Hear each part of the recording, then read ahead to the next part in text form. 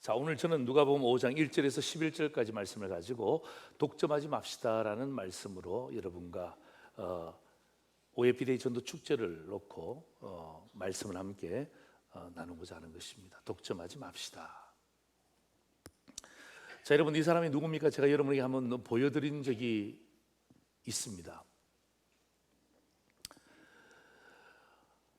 벌써 이름이 나와버렸네요. 록펠러라고요. 근데 생김새는 아주 날카롭게 생겼습니다. 뭐 좀 인자하지는 않은 것 같아요. 제가 보니까.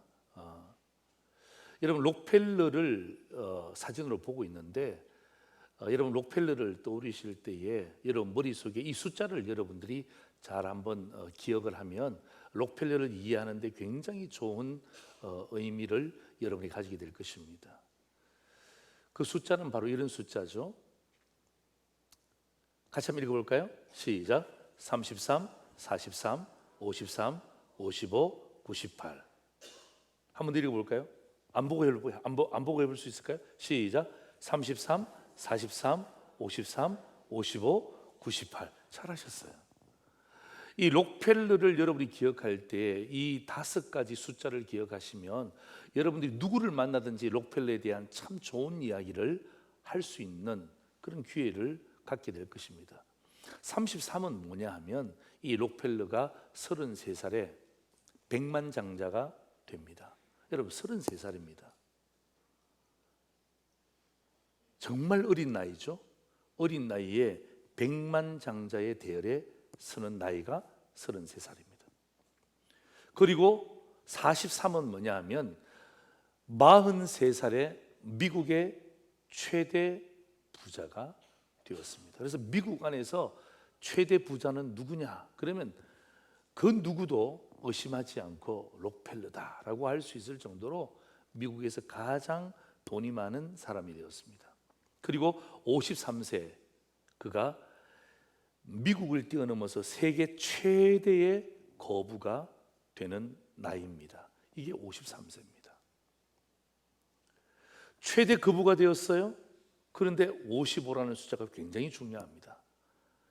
55세에 건강검진을 받게 되는데 의사가 이런 말을 하죠. 록펠러 회장님, 당신의 생명이 1년 남았습니다. 여러분, 백만장자가 되었습니다. 미국에서 최대 부자가 되었습니다. 아니, 53세 세계에서 가장 돈이 많은 거부가 되었습니다. 석유라든지 정유업계를 완전히 그냥 주름 잡은 거죠. 그런데 55세에 의사의 진단이 뭐냐면 1년 남았다는 거예요.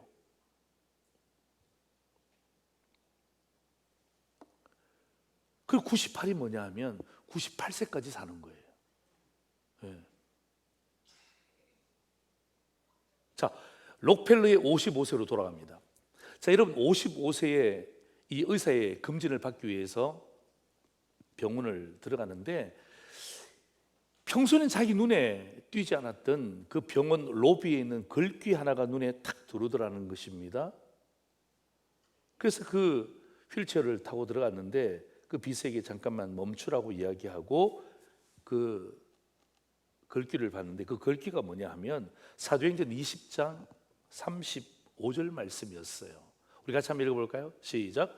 범사에 여러분에게 모범을 보여준 것과 같이 수고하여 약한 사람들을 돕고 또 주 예수께서 친히 말씀하신 바 주는 것이 받는 것보다 복이 있다 하심을 기억하여야 할지니라.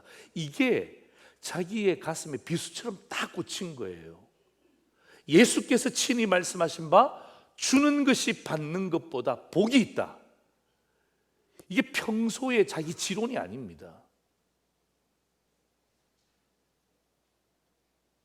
생각을 할 수 없었습니다. 그런데 마침 1년이라는 그 시한부의 인생을 선고받고 난 다음에 이 말씀이 자기 가슴 속에 비수로 꽂히며 전율을 느꼈다는 것입니다. 그리고 잠시 그 앞에 묵상하고 있는 그 찰나에 막 옆에서 너무 시끄러운 소리가 들리는 거예요. 그래서 고개를 돌려보니까 싸우고 있는 거예요. 의사와 한 아주머니가 싸우고 있는 거예요. 의사는 안 된다는 것입니다. 당신은 돈이 없기 때문에 당신의 딸을 여기에 입원시킬 수 없습니다. 돌아가십시오. 아니에요. 무슨 말입니까? 이 좋은 병원에서 제 딸이 치료받으면 제 딸은 살 수 있습니다. 제가 무엇을 하든지 간에 제가 돈을 댈 테니까 입원만 시켜주십시오. 안 됩니다. 시켜주십시오. 안 됩니다. 왁자지껄 하는 소리를 듣고 난 다음에 이 록펠러가 비서를 부릅니다. 오케이, 내가 좀 전에 봤던 그 글귀를 내가 내 삶으로 실천해야 되겠다. 저 소녀의 모든 비용을 제공할 수 있도록 기회를 주라고 이야기를 했습니다. 그리고 그가 절대로 내 이름을 알리지 마라. 무기명으로 하라. 그리고 록펠러와 그 소녀는 같은 병원에 입원을 하게 되죠. 록펠러는 그 소녀의 그 병세를 유심히 봅니다. 1년밖에 남지 않은 자기의 생명도 꺼져가고 있지만, 그런데 점점 좋아지는 그 소녀를 바라보면서 록펠러가 너무너무 기쁜 거예요. 너무너무 기쁜 거예요. 그래서 그 자서전에 보면 그 소녀가 기적적으로 회복되는 것을 보면서 살면서 이렇게 행복했던 적은 없었다. 그때부터 55세를 기점으로 해서 그가 나눔을 실천하기 시작합니다. 신기한 건요, 막 비서를 부르고 막 그냥 자기 사업을 막 그냥 선교단체, 병원을 짓고 학교를 짓고, 예? 막 이런 일에 자기의 물질을 막 쓰고 거기에 집중하다 보니까 너무 놀라운 일이 벌어진 게 뭐냐면, 의사도 깜짝 놀라고 록펠러도 깜짝 놀란 게 뭐냐면 1년밖에 살 수 없다는 시한부 선고가 사라진 거예요. 예.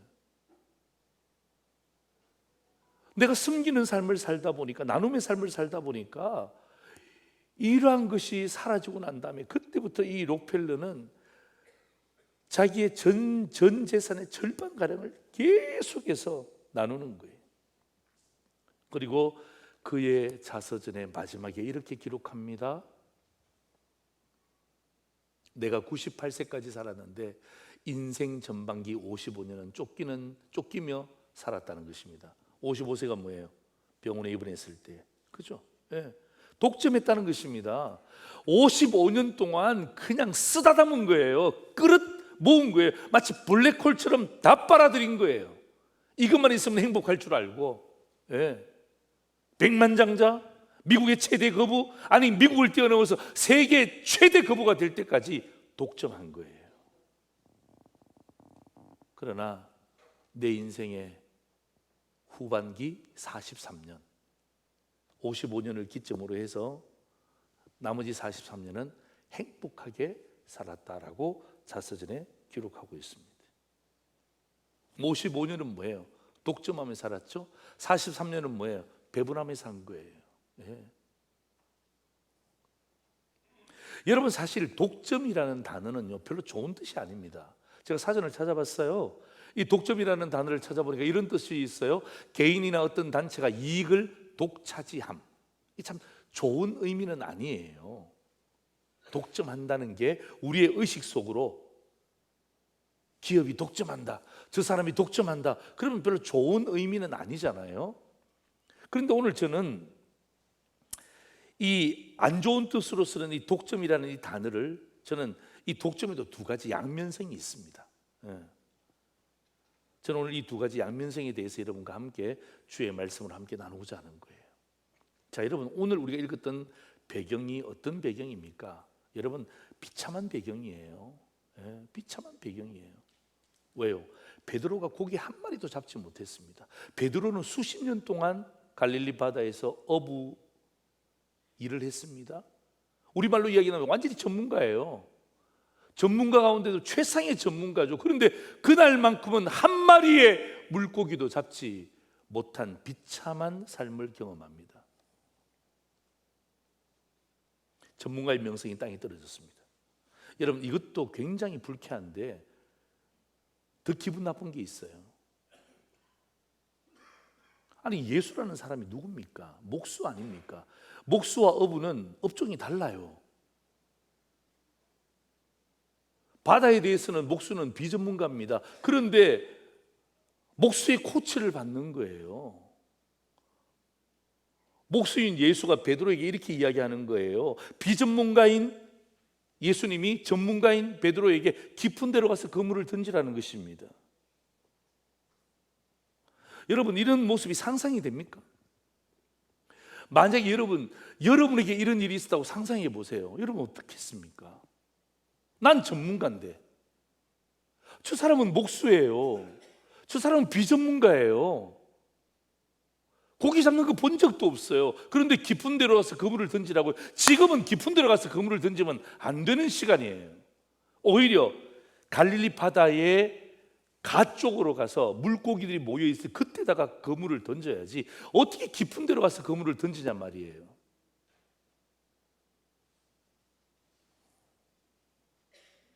여러분 생각해 보세요.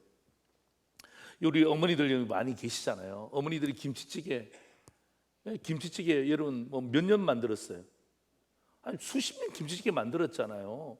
그런데 중학생 딸이 있잖아요. 그 백종원이 만든 그 먹방 유튜브 보면서 김치찌개는 이렇게 맛있는구나 알고 난 다음에 옆에 엄마에게, 엄마 김치찌개 그렇게 만들면 안 돼.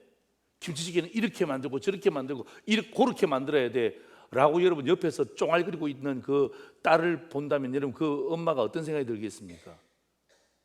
법보다 주먹이 가까워요. 네. 그렇지 않겠습니까? 야, 너 만들어 본 적 있니? 아니? 너 어떻게 알아? 백종원 씨 먹방 유튜브 봤는데. 나는 30년째 지금 김치찌개 만들고 있는 엄마야. 너는 한 번도 만들어 보지 못하고 애기에게 유튜브 한번 보고 난데 엄마한테 그거 틀려서 이건 이렇게 잘라야 돼, 두부는 이렇게 해야 돼, 뭐 김치를 이렇게 썰어야 돼, 그렇게 이야기하는 그 본다면 여러분들이 딸을 향해서 우리 따님 그렇습니까? 예, 제가 잘 따르겠습니다. 여러분 이렇게 할 부모가 엄마가 여기 어디 있습니까? 똑같은 거예요. 굉장히 우리의 삶에도 이럴 때가 있습니다. 여러분 우리의 삶에도 여러분 비참할 때가 있어요. 남한테 이야기하지 못하면서 끙끙 소갈이 할 때가 있습니다. 남들 웃고 있을 때 여러분 저 뒷방에 가서 눈물을 흘리는 사람이 있습니다. 박수 쳐주면서 돌아서서는 어떡합니까? 정말 가슴을 치며 안타까워하시는 분도 계세요. 그 반대의 경우도 있습니다. 가슴을 치면서도 안타까워했지만 돌아서서는 또 웃고 있는 분도 계시겠죠. 상황은 여러 상황이 있습니다. 오늘 베드로의 상황은 바로 그런 상황이라는 거죠. 여러분 우리만 그렇습니까? 우리 친구들은 어떻습니까? 여러분 내가 그렇다면 내 친구도 그럴 확률이 높습니다. 그렇잖아요. 우리 부모가 그렇다면 내 친구의 부모도 그럴 확률들이 굉장히 높습니다. 여러분 저는 OFDA 전도 축제를 여러분과 함께 기획을 하면서 2주 남았잖아요. 여러분 우리의 상황도 마찬가지. 그러나 여러분 우리의 친구들과 우리가 어떤 의미에서는 복음을 전거해야 될 그들의 상황도 거의 별반 다르지 않습니다. 그럴 때에 오늘 저는 이 본문의 말씀을 통해서 설교의 제목은 독점하지 맙시다라는 제목으로 제가 여러분에게 화두를 던졌지만 오늘 저는 두 가지로 여러분과 주의 말씀을 함께 나누고자 합니다. 첫 번째입니다. 우리 같이 한번 읽을까요? 시작. 순종에는 독점합시다. 괄호 안에 뭐라고요? 확신. 한번 더 읽을까요? 시작. 순종에는 뭐 하자고요? 독점합시다. 이건 뭐예요? 확신이에요. 확신. 예. 제가 독점하지 맙시다라고 제가 화두를 던졌지만 그러나 순종에는 뭐 해야 됩니까? 이건 독점해야 되는 거예요. 예. 네가 순종하니까 나도 순종하겠다. 이건 되지 않습니다. 왜냐하면 여러분 하나님 앞에서는요 모든 사람이 개인이에요. 예. 1대1입니다. 저는 이 본문을 보면서 이 베드로가 시리에 빠졌잖아요. 자존심이 구겨졌잖아요. 그렇다면 예수님이 좀 이렇게 했으면 좋을 텐데 그냥 베드로에게 딱 그냥 물고기 1000마리 딱 보여주는 거예요. 그러면 여러분 베드로가 시리에 빠졌다가 와, 저 사람 진짜 메시아 아닌가? 대단하다. 어떻게 금방 내 눈앞에 1000마리의 물고기를 보여줄 수 있을까? 그러면 베드로가 더 힘을 얻었겠죠. 어쩌면 베드로가 더 주님을 신뢰했는지도 모릅니다. 우리의 생각은 그렇습니다. 인간의 사고는 그렇습니다. 요것보다는 요렇게 주님이 해주셨으면 더 좋을 텐데, 그런데 주님이 그렇게 하지 않습니다. 이유가 있죠. 왜? 그렇게 하는 순간 베드로는 망가집니다. 베드로는 망가집니다. 다음부터 계속해서 그 주님의 기적 같은 역사가 나타나지 않으면 어떡합니까? 주님을 신뢰하지 않습니다. 나타나면 주님을 신뢰하고, 나타나지 않으면 주님을 신뢰하지 않고, 냉탕과 온탕을 왔다 갔다 하는 거예요. 더 무기력하게 만드는 것입니다. 자, 오늘 본문 보시면 3절 하반절에서 4절 우리 상반절에 보면 이런 말씀이 나오죠. 배에서 무리를 가르치시더니 말씀을 마치시고, 굉장히 중요한 본문입니다. 베드로의 배에 올라가셔서 무리에게 말씀을 가르치시고 말씀을 마치셨습니다. 이게 굉장히 중요합니다. 사랑하는 성도 여러분, 뭔가 일이 안 풀리고 꼬일 때 있잖아요. 시리에 빠질 때 있죠. 답답할 때 있죠. 억장이 무너질 때 있죠. 여러분, 그때는요 비상구를 찾는 때가 아니에요. 그때는 뭐냐면 돌파구를 찾으셔야 됩니다. 이 사람 저 사람 그 사람 찾아다니면서 뭐가 비상구가 있을까? 어떤 방법론적인 비상구를 찾는 것이 아니라 돌파구를 찾는 거예요. 직진하는 거예요. 직진하는 거. 둘러가지 말고. 둘러가다 보면 다 놓쳐. 둘러가다 보면 이 사람 저 사람 만나다 보면 팔랑귀가 돼서 다 놓쳐. 여러분, 베드로의 이러한 모습에서 가장 중요한 것은요, 비상구를 찾는 것이 아니라 뭐예요? 돌파구를 찾는 거예요. 돌파구를 찾는 것. 바로 말씀이 베드로의 돌파구가 된 거예요. 여러분, 베드로는 자기 배에서 말씀을 전가하시는 예수님의 말씀을 들었습니다. 아마 그 말씀이 뭐라고 기록되지는 않았지만 앞뒤 문맥을 보면 하나님의 나라에 대한 말씀이었겠죠. 여러분, 예수님이 초창기에 하나님의 나라에 대한 말씀들을 선포했습니다. 천국에 대한 말씀들을 선포했습니다. 얼마나 많은 감동을 받았을까요? 아, 저 사람 대단하구나. 뭔가 나와 다른데? 그런데 그 사람이 베드로에게 깊은 데로 가서 그물을 던지라 명령하셨고, 이야, 이거 내가 순종해야 돼, 말아야 돼. 여러분 잘 보세요. 그냥 순종이 됩니까, 안 됩니까? 안 됩니다. 여러분, 베드로가 야 그냥 깊은 데로 가서 그물을 던져서 고기를 많이 잡았구나, 이렇게 해석하시면 안 돼요. 그래서 우리는 무조건 깊은 데로 가는 거예요. 아니에요. 오늘 본문을 잘 보시면 여러분, 이 베드로가 순종할 수밖에 없었던 가장 중요한 이유가 무엇입니까? 그게 바로 말씀이에요. 말씀을 들었기 때문에 어떻게 합니까? 순종의 힘이 생긴 거예요. 말씀을 들었기 때문에 그의 마음 가운데 확신이 생긴 것입니다. 자기는 전문가고 예수는 비전문가예요. 어떻게 순종할 수 있습니까? 어떻게 확신을 가질 수 있습니까? 마음대로 됩니까 이게? 그냥 믿어지냐 이 말이에요. 아니라 이 말이에요. 그럴 수 없다는 거예요. 여러분, 인생살이도 마찬가지입니다. 어떻게 여러분 비전문가에게 전문가가 무릎 꿇을 수 있습니까? 그건 자존심의 문제일 뿐만 아니라 실력의 문제이기도 하죠. 그러나 뭘 들었습니까? 천국의 말씀을 들었잖아요. 하나님의 말씀을 들었잖아요. 말씀을 들으니까 마음의 문이 열리기 시작했어요. 야, 저 사람 말이라면 내가 한번 들어봐야 되겠다. 그런데 그분이 나를 향하여서 깊은 데로 가서 그물을 던지라. 아니에요, 예수님. 지금은 깊은 데로 가면 안 돼요. 지금은 갓 쪽으로 가야 돼요 라고 말하고 싶지만, 그러나 베드로는 자기의 모든 자존심, 자기의 생각, 자기의 지식 다 내려놓습니다. 내가 순종해야 되겠다. 여러분, 순종의 힘이 생기는 것은요, 말씀이 있기 때문에 순종의 힘이 생겨요. 말씀 없는 순종의 힘이 어디 있습니까? 여러분, 우리가 왜 순종이 안 되는지 아십니까? 말씀이 없는 거예요. 하나님 말씀이 내 마음에 동력이 없는데 어떻게 순종합니까? 다 거짓말이라 그러지. 이건 거짓말이라, 이건 안 돼, 이거는 뭐 그 뒤에 사람들이 기록한 거야, 이렇게 계속해서 인간의 어떻게 합니까? 의심과 의구심이 그 가운데 가득 차지만 말씀을 듣잖아요. 그래? 진짜 예수님이 그랬단 말이야? 와우, 대단한데? 여러분, 말씀이 내 마음 가운데 딱 들어오니까 어떡합니까? 전율을 느끼는 거예요. 마치 록펠러가 주의 말씀을 읽고 난 다음에 그의 마음 가운데 전율을 느꼈던 것처럼 그 전율이 있으니까 어떡합니까? 내가 한번 따라봐야 되겠다. 순종의 힘이 생기는 거예요.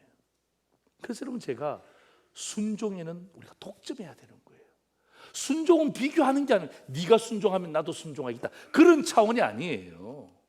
여보, 당신이 순종하면 내가 순종할게, 그런 차원의 순종이 아니고 하나님 앞에서의 순종은 독점이란 말이에요. 내 마음 가운데 말씀에 대한 확신이 있으니까 어떡합니까? 순종하는 거예요. 자, 보세요. 말씀이 순종을 딱 이끌어옵니다. 자, 5장 5절 보십시오. 이렇게 이야기합니다. 선생님, 우리들이 밤이 새도록 수고했을 때 잡은 것이 없지만은 말씀에 의지하여, 그죠? 말씀이 동력이 되어서 내가 거물을 내리는 순종의 삶을 살겠습니다. 여러분, 잡은 것이 없는 사람에게는요, 돈이 필요한 것이 아니라, 물고기가 필요한 것이 아니라 말씀이 필요한 거예요. 그래서 여러분, 우리가 OFP 대전도 축제를 앞두고 제가 복음에 대한 메시지를 여러분과 함께 4번을 전하잖아요. 그럴 때 여러분, 이 순종이 그냥, 여러분 전도합시다, 이게 됩니까? 지금 여러분 전도한다는 게 이게 쉬운 일입니까? 친구를 초청한다는 게 쉬운 일입니까? 안 됩니다. 힘들어요. 어렵습니다. 근데 왜 합니까? 우리가 그냥 이 본당하면 채워보기 위해서. 채워서 뭐 할래? 그런 차원이 아니에요. 우리가 다 지금 말씀을 듣고 있잖아요, 그죠? 여러분, 이 말씀이 동력이 되면, 이 말씀이 믿어지잖아요. 확실히 되어지면 어떡합니까? 그래, 맞아, 내가 순종에는 독점해야지. 그럼 어떡합니까? 사람들을 볼 때 어떡합니까? 긍휼의 마음이 바뀌는 거예요. 예전에는 그게 눈이 안 들어왔다. 여러분, 록펠러가 그 병원을 수없이 다녀도 그 로비에 걸려있던 그 액자 구절에 들어있던 사도행전의 말씀이 자기 눈에 안 들어왔단 말이에요. 그런데 1년 남았다는 소리를 딱 들으니까 어떡합니까? 눈에 확 들어오는 거예요. 마찬가지예요. 예.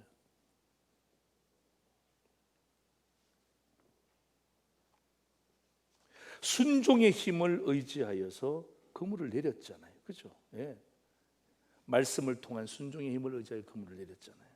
여러분, 이건요, 세상에서는 미련한 짓이라고 사도 바울이 이야기합니다. 이건 미련한 짓이야. 세상에는 그렇게 하지 않아. 예. 여러분, 누가 세상에서 말씀에 의지해서 순종하라고 가르칩니까? 여러분, 학교에서 그렇게 가르칩니까? 천만에요.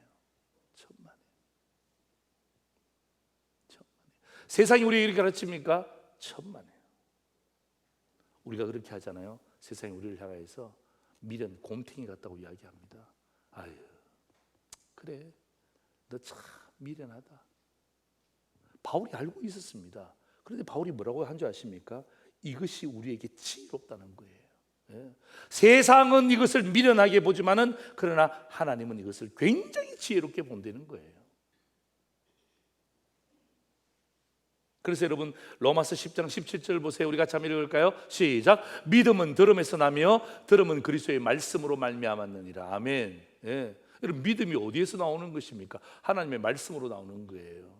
여러분, 저 사람이 믿음이 있다 어떻게 알 수 있습니까? 하나님 말씀에 대한 확신이 있을 때 믿음 생활로 나오는 거예요. 여러분, 교회 다닌다고 믿음 좋은 거 아니에요. 여러분, 교회 가까이 산다고 믿음이 좋은 거 아니에요. 멀리 산다고 믿음이 좋은 거 아니에요. 하나님 말씀이 어떻게 합니까? 내 마음 가운데 확신으로 들어오잖아요. 그럼 내가 순종하는 거예요. 그럴 때 어떻게 합니까? 그게 믿음이 되는 거예요. 믿음이 되는 거예요.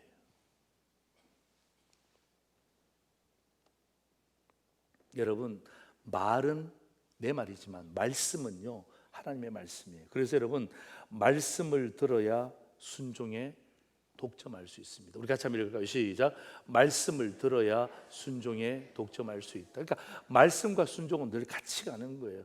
여러분, 순종이 안 되는 것은 말씀이 없기 때문이에요. 네. 순종하고 싶다면 하나님의 말씀이 내 마음 가운데 꽂혀야 돼요. 전율적으로 내 마음 가운데 딱 비수가 꽂히면요, 순종하지 말라 그래도 하는 거예요.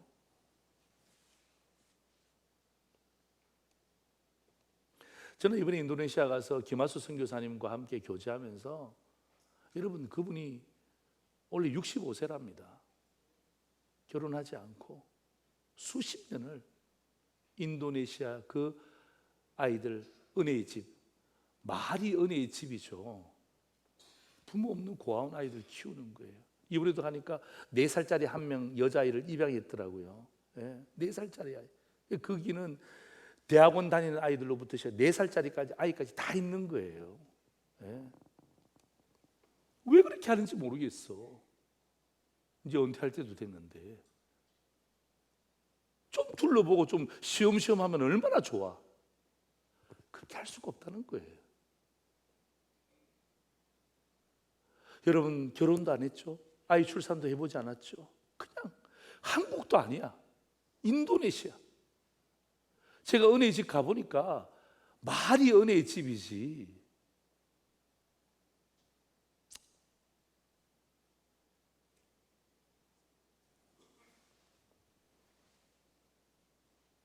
하나님 자꾸 말씀하신대요. 말씀하신대요. 그 말씀에 그 여자 선교사님은 순종하는 거예요.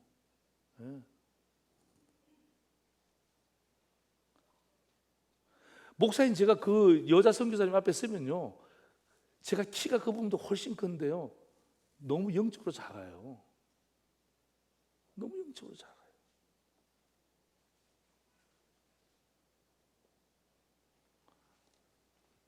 여러분 보세요. 말씀을 들어야 순종에 독점할 수 있다고 그랬잖아요. 그러니까 이 베드로가 순종에 독점하잖아요. 그러니까 여러분 순종에 독점하면 여러분 어떤 일이 일어나는지 아세요?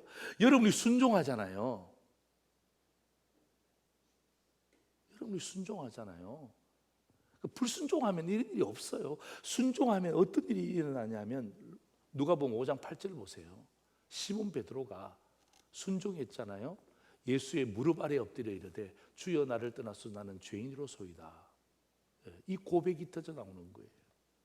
그러니까 순종에 독점하면 독점할수록 내가 죄인의 괴수라고 고백하는 사도 바울과 똑같은 거예요. 똑같은 내용이에요. 구약과 신약이 똑같은 내용이에요. 우리가 주의 말, 하나님의 말씀에 순종하잖아요. 예수 그리스도의 말씀에 순종하잖아요. 순종하면 순종할수록 어떻게 합니까? 내가 진짜 죄인이라는 것을 깨닫는 거예요. 이게 말씀에 근거한 힘이 되는 거예요. 그래서 여러분 전도는 아무나 하는 것이 아니고 내가 죄인이라는 확신이 있는 사람들이 하는 거예요. 말씀에 순종하잖아요. 그죠? 말씀을 의지하잖아요. 그 말씀을 의지하면서 순종하니까 어떡합니까? 내가 죄인임을 깨달으니까 어떡합니까? 가만히 있지를 못하는 거예요. 어떻게 가만히 있습니까? 내가 죄에서 구원받은 하나님의 백성이 되었는데 가만히 있을 수가 없잖아요. 그러니까 죄인에 대한 의식이 없다. 내가 무슨 죄인이야? 내가 무슨 죄를 지었어? 나 죄 지은 거 없어 라고 생각하시는 분들은 전도할 수가 없어요. 진짜예요. 그냥 왔다 갔다 하는 거예요.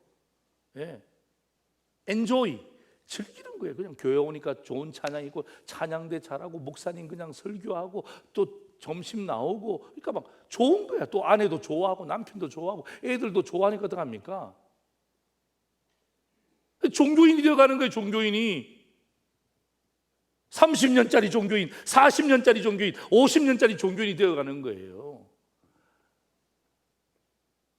내가 죄인이라는 것을 딱 고백하잖아요. 순종에 독점하게 되면 딱 고백이 되어지면 그때부터 어떻게 합니까? 내 삶이 달라지는 거예요. 자, 두 번째 보세요. 우리 같이 한번 읽습니다. 시작. 은혜에는 독점하지 맙시다. 뭐예요? 헌신이죠. 1번은 뭐였습니까? 순종에는 독점합시다. 이건 뭐예요? 확신이었잖아요. 확신을 갖는 거. 두 번째는 뭐냐면 은혜에는 독점하지 말자. 이건 뭐예요? 헌신해야 되는 거예요. 이런 권력이 뭐예요? 왜 저렇게 권력을 잡으려고 그러죠? 왜 그렇게 기득권을 누리려고 그러죠? 신기하죠. 여러분 권력과 기득권은요, 없으면 가지고 싶고 가지고 있으면 독점하고 싶은 거예요. 그게 생리입니다. 없으면 잡고 싶고 잡으면 독점하고 싶은 거예요. 독점하고 싶은 거예요.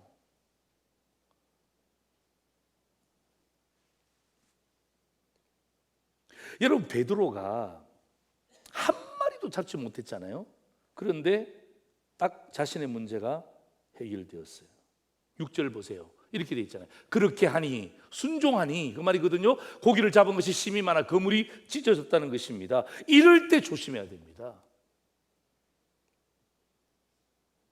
권력과 기득권이 없을 때는 어떻게 합니까? 주여 주여 하고 주님 도와주시면 내가 잘하겠습니다, 이거 주시면 내가 열심히 하겠습니다 라고 했지만 주님이 해결해 주시니까 어떻게 합니까? 다시금 돌아가는 게 인지상정이에요. 이야, 다시 권력을 잡는 거예요. 다시 기득권을 잡는 거예요. 다시 독점하기 위해서 어떻게 하면 아둥바둥 애를 쓰고 있는 거예요. 이럴 때 조심해야 되는 거예요. 이런 문제가 해결되었을 때, 힘이 있을 때 조심해야 되는 거예요. 여러분, 이건 뭐예요? 은혜 아닙니까? 아니, 베드로가 자기 기술을 썼습니까? 베드로가 자기가 판단했습니까? 베드로가 생각했습니까? 아니잖아요. 예수님이 말씀하셨잖아요. 깊은 데로 와서 그물을 던져라. 자기가 한 건 그거밖에 없는데 그 모든 과정을 누가? 예수님이, 창조주이신 하나님의 아들이신 예수님이 일을 했잖아요. 이럴 때 조심해야 된다니까. 문제가 해결됐을 때, 힘이 있을 때, 잘 될 때에, 남들에게 박수 받을 때에. 누가 그렇게 해줬는지를 보시란 말이에요. 누가 그렇게 해줬습니까? 누가 여러분을 은퇴할 때까지 안전하게 지켜주셨습니까? 누가 여러분에게 그런 물질을 주셨습니까? 누가 여러분에게 그런 건강을 주셨습니까? 아유, 목사님, 저는 막 운동 안 해도 저는 짱짱합니다. 그런 건강을 누가 주신단 말이에요? 제가 줬나요? 저 준 적 없습니다. 그럴 때 조심하셔야 된단 말이에요. 그게 은혜인데, 그 은혜는 독점하면 안 되는데, 순종은 독점해야 되는데, 순종은 독점할수록 내가 죄인이라는 것을 깨닫는데, 은혜는 독점하면 안 되는데 자꾸 이걸 독점하면서 결국 이 은혜를 권력으로 만들어 버려요. 기득권으로 만들어 버려요.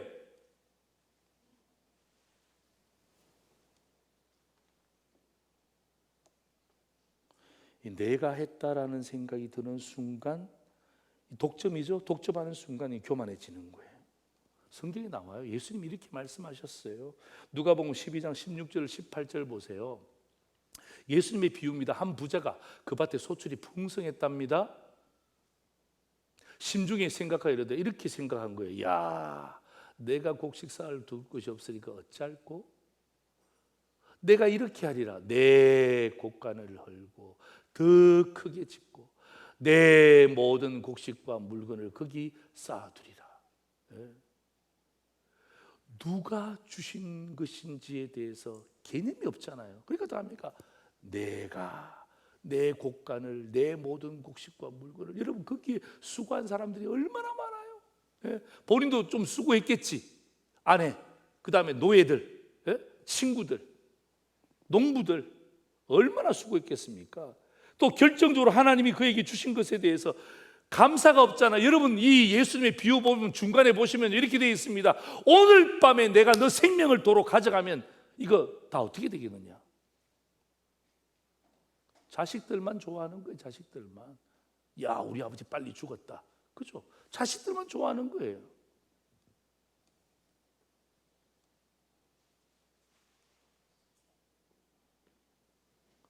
여러분, 받은 은혜는 독점하시면 안 돼요. 이거 누가 줬냐 이 말이, 누가 줬냐 이 말이에요. 네? 저희들이 이번에 그 인도네시아 가서 우리가 하여튼 뭐 저도 하여튼 원 없이 원어민 앞에서 제가 설교도 하고 했는데요. 뭐 그냥 그 말도 안 되는 그 인도네시아 언어 외워 갖고 있지 않습니까? 버르준빠 뭐니 나리 그러면서 있지 않습니까? 잘란, 끄번나란, 히둡 그러면서 막 제가 말씀을 증거하고 했지만은 제가 가만히 돌아보면서 어떤 생각이 들어요? 여러분, 이번에 인도네시아 단기봉사가 우리 성도들이 이 은혜 베풀어 준 게 얼마나 많은지 몰라요. 우리 성도들뿐만 아니라 여러분 외부에서 있잖아요. 대전에서 또 여기 이화약국에서 또 저기 뭡니까 티셔츠 업체에서 다 만들어준 거예요. 그거 다 돈입니다. 하늘에서 뚝 떨어진 거 아니에요. 그들이 받았던 은혜들을 어떡합니까? 배분해 주는 거예요. 우리 그 배분 받은 거 가지고 또 가서 또 배분해 주는 거예요. 다음 주에 우리가 단기 선교 보고 하겠지만 여러분 정말 놀라운 일이에요. 놀라운 일이에요. 너무너무 감사해요. 만약에 우리 교회가 이러면 딱 그냥 목사님 어디 갑니까? 그냥 우리 교회 잘 하시죠. 그냥 우리 교회만 잘 되면 됩니다 라고 이야기했더라면 우리는 이런 은혜를 절대로 경험할 수 없었을 것입니다. 오늘도 내가 만나는 사람마다 막 단기 선교 기회 오면 가시라고. 예. 지금부터 저축 들으라고. 저축 들으라고. 왜 다른 거 하면 다른 것 때문에 저축 들면서 왜 내가 단기 봉사 가는 것에 대해서는 내가 왜 저축 한번 들지 못할까? 하나님, 내가 이제 주님 부르시면 내가 가야 되는데 내가 주님 부르시기 전에 내가 단기 봉사 가려고 주님 내가 저축 들었습니다. 근데 주님이 너무 빨리 불러갖고 내가 그냥 왔는데 그 우리 자식들한테 보낼 수 있도록 해주세요 라고 이야기할 수 있을 정도로. 예. 여러분, 우리가 OFP 대전도 축제하면서 또 오늘 제가 인도네시아 단기 봉사 갔다 오면서 여러분, 제가 그 김한수 선교사님이 한편으로는 참 안타깝지만 그러나 너무너무 부러워. 예, 너무너무 부러워. 예. 평생을 저렇게 사시는구나. 예. 어떻게 좀 도와줬으면 좋겠다. 여러분, 멋지게 사는 상도제일의 성도들의 모습을 여러분 여기서 한번 발견해 보실래요? 누가복음 5장 7절입니다. 우리 같이 한번 읽겠습니다. 시작. 이에 다른 배에 있는 동무들에게 손짓하여 와서 도와달라 하니 그들이 와서 두 배의 체험에 잠기게 됐더라. 어떻게 그렇게 감동 없이 읽을 수 있어? 그것도 기적이야. 이 얼마나 여러분 5장 7절이 우리 상도제일교회 성도들의 모습이라고 내가 금방 이야기했는데 이 다른 배에 있는 동무들에게 손짓하여 와서 도와달라 하니 그들이 와서 두 배의 체험에 잠기게 됐더라. 어쩌라고? 그게 아니잖아요. 그게 아니잖아요. 예? 지금 베드로의 배에는 꽉 찼어요. 세상은 거기에서 끝낸단 말이에요. 그런데 순종에는 독점했지만 은혜에는 독점하지 않는 베드로가 이렇게 이야기. 이에 다른 배에 있는 동무들에게 손짓하여. 야 친구야 일로 와라. 왜? 와, 내 배 가득 찼어. 진짜야? 와 채워주는데 그들이 와서 두 배의 체험에 잠기게 되었더라. 예. 야, 이제 우리 집으로 가자. 친구야, 우리 친구 아이가 집으로 가자.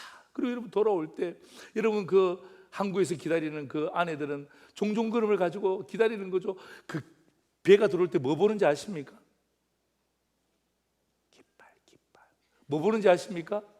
깃발을 보는 거예요. 깃발을. 배에 깃발, 만선의 깃발이 달렸느냐 아니면 깃발 없이 그냥 그 돛줄로 그냥 오는 거 그것만 보고 있는데 딱 두 배 저 멀리서 있잖아요. 보니까 어떡합니까? 만선의 깃발이 휘달리면서 어떡합니까? 촥 두 배가 들어오는 거예요. 예? 그럴 때 항구에서는 그냥 박수치고 안 그래도 어려운데 힘들었는데 세상에 두 배 다 그냥 만선이네. 만선일세 내가 누릴 만선일세. 예? 얼마나 상상해 보시란 말이에요. 제발.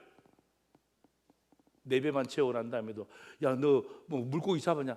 아니 못 잡았어. 그냥 한 마리도 없어. 근데 집에는 막 100마리 있어. 그건 성경적인 삶이 아니잖아요. 여러분 두 배 가득 채워서 돌아오는 그 영적인 만선을 가지고 돌아오는 그걸 보고 있는 여러분 아내들과 그 아이들을 상상해 보시라고요. 예. 그러니까 여러분 이 은혜를 나누잖아요. 은혜를 배분하잖아요. 자, 여러분 9절과 10절을 보세요. 자 보세요. 이는 자기 및 자기와 함께 있는 모든 사람이 고기 잡힌 것으로 말미암아 어땠다고요? 놀랬다는 거예요. 10절 보세요. 세베대의 아들로서 시몬의 동역자 야고보와 요한도 어땠다고요? 놀랬다는 거예요. 고기 많이 잡힌 것 보면서 놀란 거예요. 왜? 은혜를 함께 나누었으니까.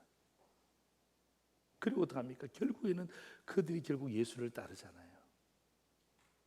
이게 핵심이거든요. 사랑하는 성도 여러분, 이번 OFP 대전도 축제에 손짓하며 부를 친구들을 상상해 보세요. 오늘 여러분 주반에 이거 들어있죠? 여러분 이거 그냥 나눠주는 것 아니에요. 뒤에 보시면 적어도 우리가 3명 정도는 기록하고 기도하자 이 말이에요. 3명 정도는 기록하고. 어떻게 나만 만선인 채 돌아갈 수 있습니까? 이렇게 기분 좋아요? 나는 만선이고 나머지는 다 그냥 파손되어서 그냥 골골골하고 돌아가면 그냥 내 어깨에 그냥 힘이 납니까? 여러분, 그건 성경적인 삶이 아니에요. 나도 만선, 너도 만선, 에브리바디 만선. 다 같이 만선으로 돌아오는 모습을 상상해 보세요. 나도 삽니다. 그도 삽니다. 우리도 삽니다. 우리 마을 전체가 사는 거예요. 그래서 여러분, 이 록펠러가 마지막에 주는 자가 복이 있구나 빗으로 꽉 꽂혔을 때, 여러분 43년을 나누면서 은혜 받았던 그 물질 가지고 나누면서 살잖아요. 하나님 거기서 힘을 길게 하신 거죠. 길게 하신 거죠. 주는 자가 복이 있다. 여러분, 이번 한 주간 동안 여러분 이거 가지고 오늘 적어내셔도 괜찮아요. 벌써 이미 준비된 사람은 적어내시면 되고, 한 주간 동안 고민하세요. 내가 손짓하여 부를 동무가 누구인가? 내가 손짓하여 부를 동무, 그 가족 가운데, 친구 가운데 누구든지 간에. 여러분, 순종은 독점이지만 은혜는요 배분해야 되는 거예요. 설교 마지막 요약 보세요. 독점하지 맙시다라는 제가 제목으로 말씀을 던졌지만 1번 같이 읽습니다. 순종에는 독점합시다. 뭐예요? 확신이에요. 두 번째입니다. 시작. 은혜에는 독점하지 맙시다. 뭐예요? 헌신이에요. 그렇죠? 확신과 헌신, 순종과 은혜. 그렇죠? 여러분, 이거 한 주간 동안 이 말씀 여러분 기억하시고, 이거 보시면서 구역 안에서 또 친구들끼리 또 우리 성도들끼리 모여서 고민해 보세요. 내가 손짓하여 와서 부를 동무들, 그게 부모가 되든 친구가 되든 직장 동료가 되든 내 동생이 되든 내 남편이 되든 아내가 되든, 독점하지. 순종에는 독점하시고 은혜에는 배분하는 그런 놀라운 은혜가 한 주간 돈 여러분의 삶에, 또 인도네시아 단기 봉사 마무리하는 그들의 삶에, 또 10월 20일 있을 OFD 전도 축제에, 우리 축제 현장에 이런 일들이 정말 죄인들을 통하여서 나타나는 그런 놀라운 감격과 축복이 있기를 다시 한 번 더 주의 이름으로 축원합니다. 아멘. 기도하겠습니다.